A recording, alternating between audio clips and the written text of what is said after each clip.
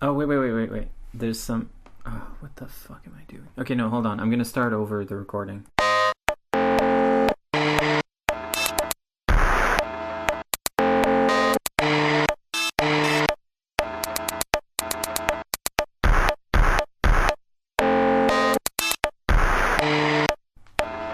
Welcome to Graphic Language. I'm Jan Bask. I'm Alan David Doan. Graphic Language is the weekly comics-related podcast here on TroubleWithComics.com. Well, this week's show should be interesting because I started a new job this week, and Jan has been busy as well, and I don't think either one of us, well, I was going to say have read any comics. I did read a couple of Wednesday releases. I guess we can talk about that if you want. That's definitely a place to start, because I haven't read anything at all. Okay. I read Invincible Iron Man #1, written by Brian Michael Bendis. I forget who the artist was. And the art was fine. It's not a slam at all.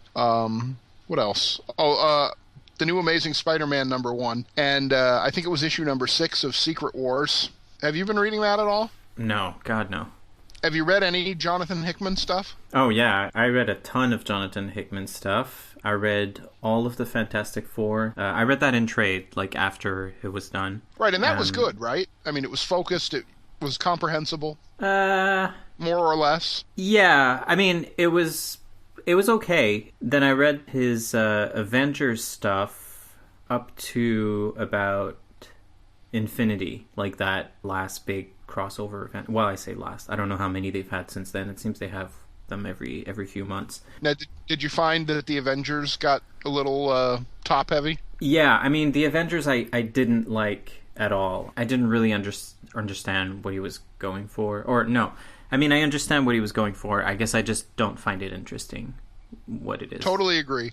And I was really excited about it because I think it started right around the time that the first Avengers movie came out, if I recall correctly. And I think that, they always say, if there's a superhero movie out, they should have a comic book that's going to be, reader friendly for people that love the movie or whatever. Oh God. I generally don't think that is important. I think that with Avengers, because it was so big, it would have been really nice if there was a comic that you went to the movie and then you're like, I'll check out the comics. But yeah, his Avengers very, very quickly became utterly impenetrable to me and very, very disappointing. Yeah, and I think for anybody who's not like pretty deeply into the Marvel universe already, like for a new reader, someone who would watch the movie and be like, hey, I want to check out these comic books, what they're all about. Yeah, I first of all, they wouldn't recognize any of the characters because they were behaving like completely differently than they did in the book or in the movie. And many cases also look completely different too. Yeah, and not only is it like, are the characters different, but also the tone of it is so completely off compared to the movie. Like, it's so bleak and so heavy and so, like, weird. It's pretentious, I think. It's pretentious and portentous. Yeah, I guess it is. I mean, I used to have a thing against, like, the accusation of pretentious pretty much for anything, like, because I find like often I don't really know what people mean when they say something is pretentious. Like, I feel like often when something is doing something that someone's not interested in, like if it's going after, it has like big ambitions, or it's trying to do something that's kind of like more artistic or more symbolic or whatever, that has a little bit more depth, and people are just not into that, or they don't get it, or they don't like it, they'll just kind of dismiss it as pretentious. Right, because it's over their head. They might understand it, but they just don't, they don't care for that sort of thing, so they dismiss it as pretentious. And it's almost like it's this kind of dumbing down thing that, like, like art shouldn't be, or entertainment shouldn't be intellectual or whatever. Yeah, and I agree with you. I just think that in the case of Hickman, it really is pretentious. He's pretending that this work has depth and complexity and meaning, and it really doesn't. There's not a whole lot of there. Yeah. It wants to feel mythic and important and paradigm shifting, and it's just a lot like trying to wade through Walmart when there's molasses up to your armpits. That's what, when reading, some of this, his Avengers, and especially Secret Wars, which is where we began this part of the discussion. His Secret Wars is as bad as his Avengers times 50. It's just utterly pretentious and ridiculous and overblown, and it's a bunch of bullshit. Yeah. So what is it about? Like, is it, like, try to tell me the plot of it. I don't have to. You can just read the original Secret Wars, because that's the great thing, is that it's basically, do you remember around maybe 10 years ago, there was a lot of complaints about a certain style of comic books called decompressed storytelling? Do you remember when that was in vogue? Yes. Basically, Secret Wars 2015 is the decompressed version of the original Secret Wars by Jim Shooter and Mike Zeck. So there are these other dimensional aliens that basically fill the role of the Beyonder in a very literal sense. All of the heroes are gathered together on Battle World in the same sort of way that the original series featured, except with the twist that it's also like DC's recent Convergence event, in that they're all sort of living in these pocket realities on this one planet where, Spider Island never ended, or Future Imperfect never ended, and it's like what if versions of Civil War. There's a Civil War section. Basically all these titles that they've had the last few months, each one is sort of an aspect of that. Now, is this meant to be sort of the culmination of Hickman's like epic Avengers run? Well, it's not just Avengers, because it's the culmination of the stuff that he was doing with the Fantastic Four. That's a huge part of it. I think really it's I imagine in Hickman's mind it's all one big really good story. Yeah. But what I mean is that, like, that thing that was happening where these worlds were, like, running into each other and, like, collapsing, and then they would have to, like, destroy one of the Earths or whatever. Is it that thing that sort of leads to Secret Wars? Yeah, and that was what was going on at the end of Avengers. And yes, and the destruction of the multiverse was hinted at, I think, as early as the beginning of his Avengers run. So this is really the ultimate payoff of that. At the end of, just before Secret Wars, the heroes, I think, all got on board some sort of interdimensional Noah's Ark kind of a thing, and then they arrive on Battle World. And I don't claim to. I haven't read it all. Number one, enough of it to get a sense of it, but also enough of it to get the sense that I really don't want to read it all. I want it to be over with, because there's a part of me that really likes the Marvel Universe. I've always been more of a Marvel reader than a DC reader. For decades, I was really unable to embrace that because of the shitty treatment that Marvel gave to Jack Kirby and his family. And, they finally reached a settlement with the Kirby heirs, and I was free to enjoy the Avengers movies and free to say, yes, I liked Superior Spider-Man without having, like, a choke in my throat sort of thing. Just in time for them to really fuck it all up. And so I'm really looking forward to this all being over and the next phase of Marvel coming on, which is why I was so eager this week to check out the new Iron Man #1 and the new Amazing Spider-Man #1. Now, are those part of the all new, all different, whatever the hell they're calling it thing? Yes. Yes, they are. But Secret Wars hasn't ended. Well, now that is also, interestingly, a reflection. You probably don't realize this, but that's a reflection of what happened in the 80s, too.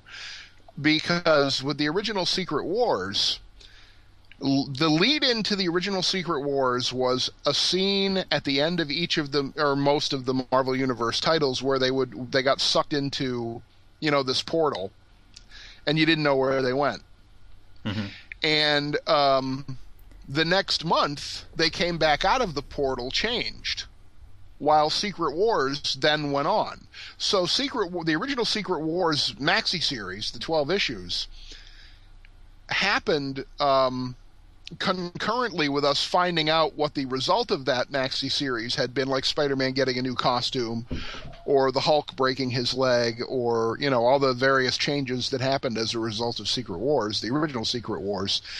And that was the way to kind of have their cake and eat it too, because they could tell this sort of universe-changing storyline while the creators of the books were free to start playing in the new sandbox already, if you see what I'm saying. Right, so instead of just interrupting everything and kind of having this long 12-issue thing that kind of bridges the two, they can just jump right ahead and then kind of explain how that happened, how that came to be. Yeah, and this situation that we have today, this year, where they've suspended all the titles for I don't know how long it's been now, 3 or 4 months.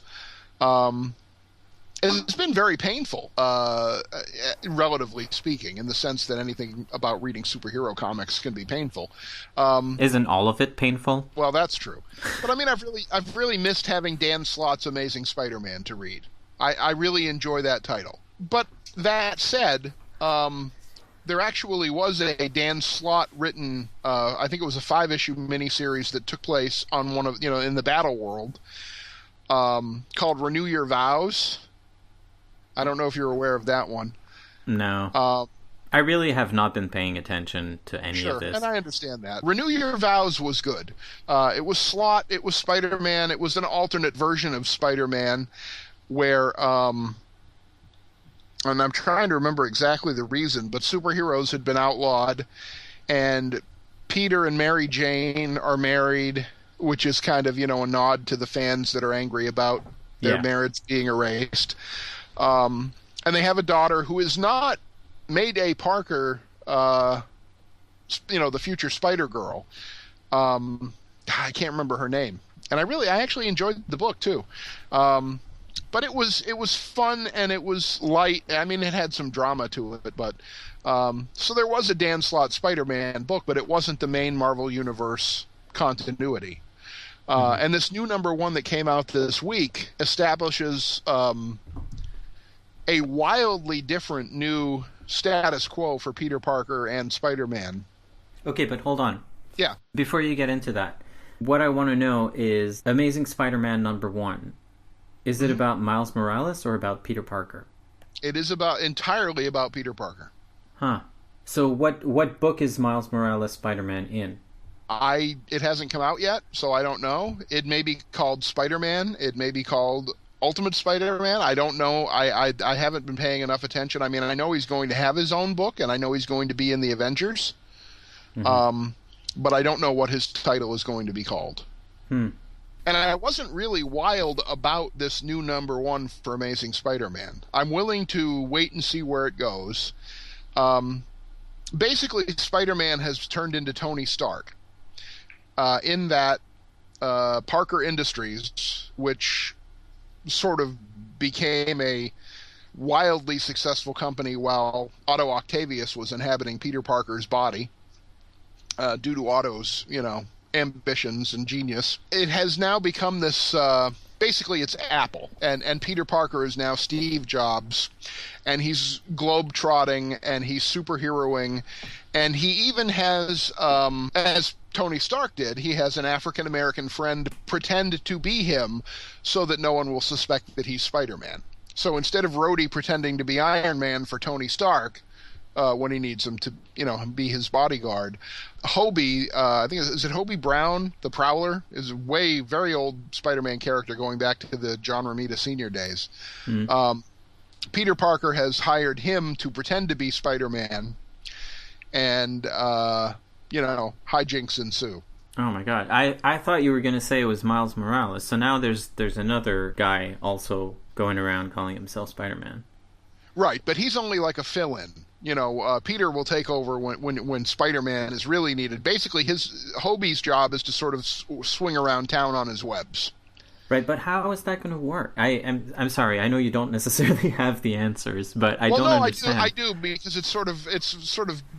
it's given away in the first issue, and it's not really given away because it's not a mystery, but it's shown in the first issue that maybe this wasn't such a good idea because there's an attack and Hobie is not really, he doesn't have spider sense. He doesn't have many of the advantages that Peter has when he's Spider-Man, and so he gets in way over his head in a battle with some superpowered villain. Okay, but when I said how is this going to work, I meant how are there going to be like two Spider-Mans going around in New York City at the same time, both calling themselves Spider-Man, and one of them is Miles Morales and one is Peter Parker? Well, I don't know. And that's an interesting question. And we don't know necessarily even that Miles Morales is going to live in New York City. I guess. In the new universe, maybe he's Chicago's Spider-Man. I think, and what you've hit on here is, I think, part of the weakness of Marvel's, shall we say, half-assed approach to acknowledging the need for more minority representation in corporate superhero comics.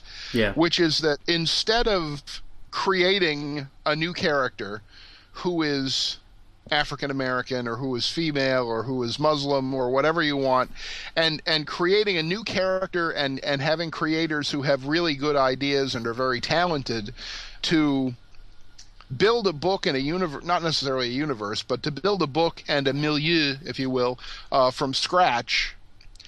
The policy seems to be, give them the name or the identity of one of our established white Anglo-Saxon Protestant characters, whether it's Ms. Marvel or Ultimate Spider-Man or you name it. And so they can never really get out from under the legacy of the original character. They can never really build their own. I mean, Miles Morales, unless I'm wrong, completely wrong, Miles Morales is always, in a way, going to be linked to or handcuffed to the Peter Parker Spider-Man. There's always going to be that question of, well, how's it going to work? And, you know, the subtext, especially, I think, for the large portion of fandom that is also white Anglo-Saxon, Protestant, heterosexual, whatever, is, of course, that Peter Parker is the real Spider-Man, right? Yeah, but the thing is, like, we kind of spoke about that a little bit, and I don't remember if it was in our episode 0 or more recently. We talked a little bit about, you know, about this concept of legacy characters, and I think both, you know, you and I agreed that, like, there's a very good, easy solution to that, which is that you just let the new character take on the role, and, you know, if you want to keep Peter Parker around, he can do something else. He can still be in the Marvel Universe. He can just retire from the Spider-Man title. Yeah, basically as DC did in the 80s and 90s, retiring or killing Hal Jordan and Barry Allen and bringing in different characters to take on those roles. Yeah, and I think you don't have to kill Peter Parker. I mean, I don't see why, you know, now that Peter Parker has this, like, huge company industry thing, whatever, why he can't just be going around managing that stuff and sort of being a mentor to Miles Morales and maybe having a totally new, you know, a new superhero identity that he takes on. Well, there's a huge problem built into that, unfortunately. There's a structural deficiency. And it goes back to what I said about The Flash and Green Lantern. Because you're always, you know, there's always these new talents coming into comics, and you're always going to have the next Jeff Johns who says, well, that's not my Green Lantern. I'm bringing Hal Jordan back from the dead.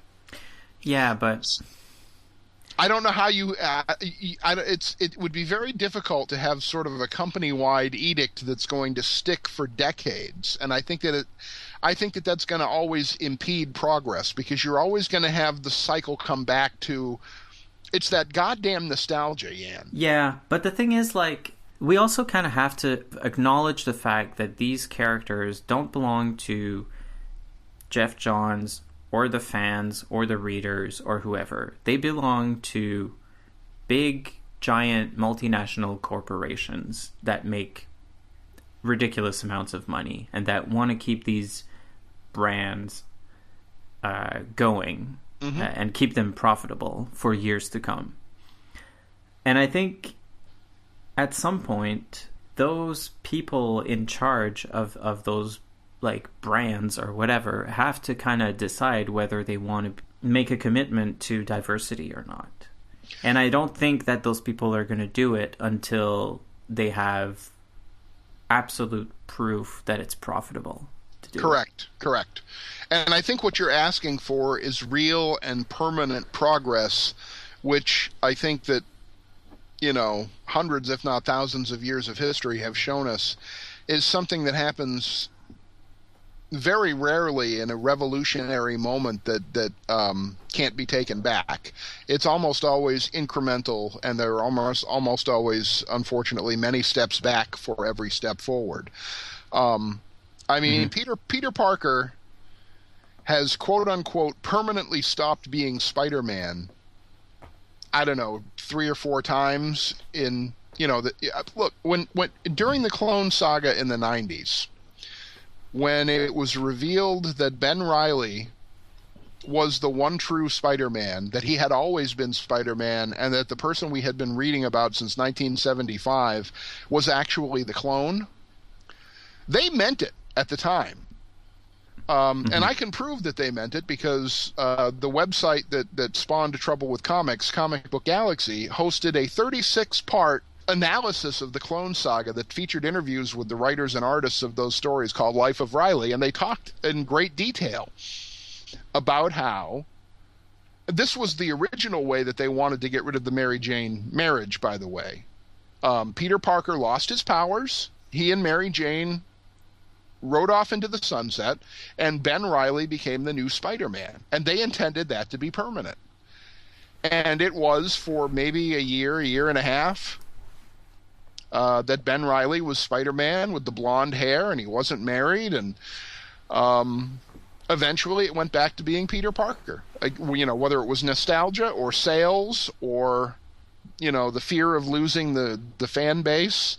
I just think that, there wasn't a doubt in my mind around the time that I was reading the Grant Morrison JLA run that Wally West and Kyle Rayner were going to be the Flash and Green Lantern. If not forever, they were going to be those characters, at least until the next generation of legacy character took over, right? Yeah, but the thing is, it was unthinkable. It was unthinkable that Barry Allen and Hal Jordan were going to come back. Yeah, but up until that point that they did come back, until Jeff Johns, basically, I think that everyone sincerely believed that that's what they were, like, they were going forward with this, and that was like an established practice, and everyone was assuming that that would be the case. I think now, what's happening now, for example, when Bruce Wayne dies and gets replaced by Dick Grayson for a period of time, nobody really believes that that's going to be a permanent change, and nobody in their readership believes it, or the fan base, and nobody at DC really believes it either. Right, but there is a difference between a Bruce Wayne and a Hal Jordan. I think that Bruce Wayne is a cultural myth and a cultural icon in a way that Hal Jordan and Barry Allen were not. Do you know what I'm saying? I mean, Superman and Batman are such a part of the culture in general, whereas the Flash and Green Lantern, up until recently, were more inside baseball for comic book fans. I get it. I get what you mean, and I can kind of agree to some extent. Although, would you not argue that Peter Parker is almost at that status also? That's a very funny question, and I've thought a lot about that because for most of my life, I've been a Spider-Man fan. I think Spider-Man was one of the first comic books I was ever exposed to in the very early 1970s. And I've always sort of been amazed that certainly up until the movies came out, that Spider-Man never really caught on in the public consciousness the way the older DC characters, especially Batman, Superman, and Wonder Woman even had. There was a Spider-Man TV show in the 1970s, and it was terrible. I don't know how popular it was. I don't remember it being a huge success. The Hulk show was a huge success. Spider-Man, I don't think, was. Well, there was the cartoon. The cartoon was pretty popular. Well, the cartoon, yeah, the Fox cartoon was very popular. But I think that I think Superman and Batman have an edge on being mythological to the culture in large part because they're almost 100 years old. I think you're right. Yeah, Spider-Man's only 50 years old, and you wouldn't think that 25 years would make a big difference. But I think it does. Yeah. But I would say, though, that Spider-Man is the closest thing that Marvel has to that kind of iconic status. Even though Captain America and Iron Man are older and have been around for longer, I don't think that they even come close. No. So it's interesting because Captain America has that sort of mythic resonance within the Marvel Universe. Yeah, right? but you never really believe it. I mean, you believe it within the universe, but like nobody outside of the Marvel Universe feels that strongly about Captain America. That's correct. But I think that and you know, that's another great example of how long is it going to last is the Sam Wilson Captain America. Now, as far as I know, when the Marvel Universe renormalizes and everything is back and the Secret Wars are over, as far as I know, Sam Wilson is still going to be Captain America, right? Is that meant to be permanent? What's Steve Rogers doing these days? Well, he was aged, and I'm not even sure how that happened. I've read some comics where he was really, really old, and he's running around in the sort of super soldier outfit that he wore for a while in the Ed Brubaker run. But he's now, you know, physically he's aged to the point where it's as if he's aged in real time since World War II. So he looks like he's, you know, 90 years old or whatever, but still has some of the super soldier formula, I think, in his veins. And that was why Sam Wilson, I guess, took on the mantle of Captain America. Okay. We had a bit of an interruption there. Yeah, we experienced some more Skype or connectivity problems, and we started recording Friday night. It's now Saturday evening. We got the connection back, but my laptop then decided it was no longer interested in letting my headset work. So now I'm using the headset and microphone from my phone, which is probably why my voice sounds a little different than it did 2 minutes ago. So when we left off, we were talking about legacy heroes, and you were talking about Steve Rogers aging rapidly, I guess, and kind of catching up to his real age. Yeah, I'm not sure why that happened, but essentially I think the status quo as of just before Secret Wars was basically that he was now mentoring Sam Wilson as Captain America, sort of a la old Bruce Wayne on Batman Beyond kind of a thing. I wanted to say, when you talked about him aging, they've done that before, right? Like, this is a thing that's happened a few times. It's happened in individual stories, and maybe it's lasted for 3 or 4 issues. Mm-hmm. I don't think it's ever happened where it's an apparent permanent change in the status quo. Okay, I see. That's gone for a year or more. Because I want to talk a little bit about, and this is a total tangent, but it made me think of that. When I was a kid growing up, like, I didn't have a lot of American superhero comic books. I just didn't really have access to them. There was one store that I remember was in the mall. It wasn't in the town that I was growing up, so we had to go like out of town to go to the mall. And it was, I guess, basically like a convenience store, or like a magazine store, but it had a huge selection of huge. It had the biggest collection of weekly or monthly comics that I'd ever seen as a kid. And I think from there I got a few issues, but it wasn't something that I was following regularly, just because, first of all, we didn't go to that store very often, and my parents didn't really have that much money to kind of like, buy me regular comics or anything like that. So I ended up with a few very random issues of whatever comic books were kind of going on at the time. What year would this have been, do you think? Well, it would have been in the 80s. I really don't know beyond that, because like I think this sort of extends over a long period of time that, Okay. But, and also the other thing is that I know some of the comic books that I had were in French, which means that they were translated, and I don't know, they were like reprints basically, so I don't know how much time would pass between them coming out on the American market and then getting translated into French and getting released on the Canadian market or whatever.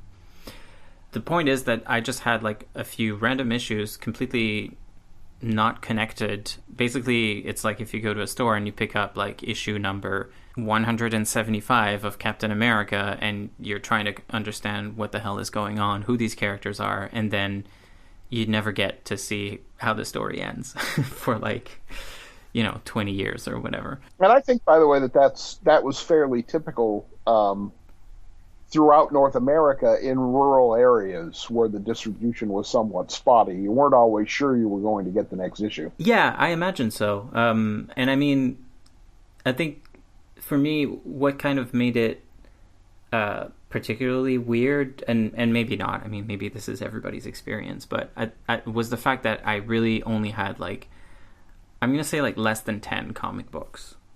And there was one Captain America issue, which I'm going to talk about in a minute. There was another issue that was some kind of Spider-Man or Marvel team-up reprint thing that had a bunch of different team-ups in it. One of which was the Christmas story of Spider-Man and the Human Torch going against the Sandman. Right. And then I had a few issues of Thor, some other things I can't remember. I want to say maybe in some kind of collection of X-Men stories, probably a few Superman or something like that. Anyway, so this issue of Captain America is probably the one out of all of those that kind of left the biggest impression in a way. Although I think I read the Spider-Man story a lot more because I understood it was a self-contained story, that team up collection was just a bunch of short stories in it, so I could read them and kind of understand what was going on. But the Captain America one was super weird to me because I didn't really understand it. I had no idea who any of the characters were, and it was also kind of bizarre and a little bit grotesque. And I looked it up later. I don't remember the exact issue number, but it's during the run by DeMatteis. Yeah, J.M. DeMatteis, yeah. Yeah. Mike Zeck was the artist, probably? I don't know who the artist was. But on the cover, you see Captain America as an old man. He's super, super aged, and he's kind of reaching towards this character who's standing. You only see the back of his legs or whatever because he's standing in front of Captain America, who's crawling on the floor, and Captain America is saying, "You did this to me" or something. And the character that's standing is Novak, I think. Is that no, that's not his name. What's the guy? Nomad, yeah. Inside is this completely messed up issue. I have no idea what the hell it's about. I know that it features the Sisters of Sin. You know those characters? I'm going to say that name sounds familiar, but I couldn't tell you anything about them if my life depended on it. And I read most of that run when it was new, so I'm sure I probably read this issue. It sounds vaguely familiar. And I loved Nomad. Yeah, he had a great costume. Or I thought so at the time anyway. Well, was that the yellow and blue with the cape or no cape? Yeah, the one that has this weird kind of headband thing. And yeah, I think it has a cape. Yeah, because do you know the origin of Nomad as a character? Do you know where he came from? Yeah, I read up about it later, on Wikipedia. You can refresh my memory. In the 70s, Steve Englehart had a epic storyline where Captain America went up against this, and I forget what he was referred to as, but this, terrible master villain who ultimately was revealed to be the President of the United States, and they didn't name him by name, but it would have been Richard Nixon. Mm-hmm.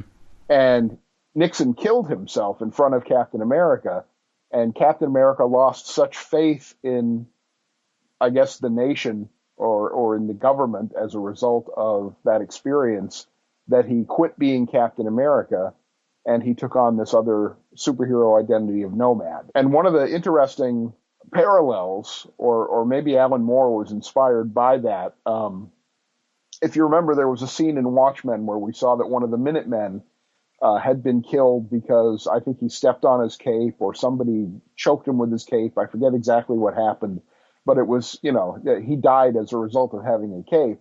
And that actually originally happened in that Steve Englehart run of Nomad where, he had this giant flowing, not quite McFarlane-esque cape, but a full-size cape and stepped on it when he was in the middle of a fight or something. And I think that was the end of him having that big flowing cape. Yeah, that taking on that other identity, that always fascinated me. Because that was one of the earliest Captain America stories that I read, and so I always had this affection for Nomad. But by the time of this issue that I'm talking about, it's not Steve being Nomad, right? It's some other guy. Right. I believe that I think it was one of the other guys who had been Captain America when Steve Rogers was frozen in ice, if I recall correctly. Because there were 3 or 4, I think, guys over the years who eventually were revealed to have been sort of the fill-in Captain Americas because the country couldn't possibly, handle knowing that Steve Rogers had died. So they had all these guys take on the role of Captain America, and I think one of them had become Nomad by that point. Okay. In any case, it was a really weird comic, I thought. It's probably not that weird now, all things considered. I should probably not even talk about it too much. I bet you that the real story is probably almost as wild as your memory of it. If you want, maybe we should hunt. I've been hunting down this issue, and I haven't found it yet. But when I find it, maybe we can I can reread it, and maybe you can check it out too, and we can talk about it on some future episode. Yeah. It's Captain America 296. I looked it up. Do you want to sort of get back to what we were saying last time? I mean, I'm a little bit kind of not sure how to get back into that discussion. Maybe we've said enough and we just kind of move on, or... Yeah, I mean, I think just to summarize it, I think that it's a mistake.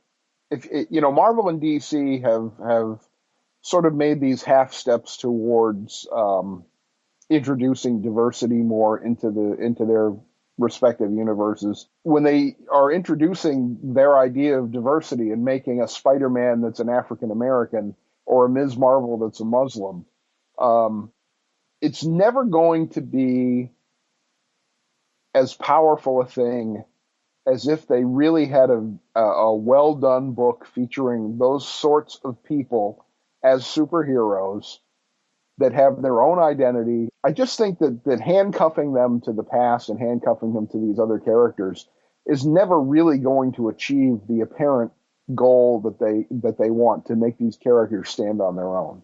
I mean, it's a double-edged sword, because on the other hand, when you introduce new characters, there's always a chance that nobody will pay attention to them because it's a new character that nobody's familiar with and that nobody cares about. Or if they do catch on, I think they're always going to be sort of relegated to the B list in a way, because nobody's ever going to be able to compete with these iconic characters that have been around for 50 or 75 years. Well, that's true, but I mean, I think the last time that what we're talking about here, or what I'm suggesting, happened was probably the Milestone universe in the 90s, right? I mean, those characters, none of those characters really owed anything to any previously existing character, other than the sense that, one of them had a suit of armor, sort of like Iron Man, or another one was sort of a super powerful guy like Superman. But they weren't avatars of those characters in the sense that, they didn't have an S on their chest, and they didn't, you know what I mean? But that's a weird comparison to me, because that's not really the same thing as what we're talking about, because that was launched as a separate universe. I think what people are looking for are diversity within, or never mind what people are looking for. I think right now part of the problem is that the DC universe and the Marvel universe don't have enough diversity in them. And you're not going to solve that by launching a separate line, which, I love the Milestone universe and everything that it represents. It's great, but it's kind of addressing a separate... You're right. That was a bad example because, I think they later, in the New 52, didn't they connect it somehow? I don't know. I had forgotten that it was a separate universe, but you're absolutely right that that's kind of a ghettoization of, hey, we have all this diversity, but it's not connected in any way to our main universe. Because the problem with those characters, now that they're mixed in with the DC universe, is that they're all very, very minor characters that don't get a lot of attention. They don't... Yeah, they can't compete. Yeah. So I think that's why the legacy option is appealing, because it sort of gives people of color or characters from other underrepresented minorities a chance to be sort of in the spotlight. Yeah, that's fair. But I do think another aspect of it that would be nice is if the responsibility for some of these comics was being given over more to minority creators as well. Yeah. No, there's no question that having diversity within the creative teams is probably even more important than having them in the books themselves, because I think one would follow from the other. If you had more diverse people working on these books, I think it would just kind of naturally happen that they would introduce more characters, or they would think more about the issue of diversity than some white guy would, just because they don't necessarily have to think about that all the time. Right. All right, that's going to do it for this edition of Graphic Language, the Trouble with Comics weekly podcast with me, Alan David Doan, and myself, Jan Bask. You can always find updates on troublewithcomics.com. And if you want to get in touch with us, what's our Twitter handle again? At TWC Tweets. And you can also reach us on Facebook. We have a Facebook page, and there's also a Facebook readers group where you can talk back to us. So just look for Trouble with Comics on Facebook if you're at all interested in either following us more closely or actually interacting with us and maybe suggesting some stuff you'd like to hear us talk about here in the podcast. Thanks for listening. We'll see you next week.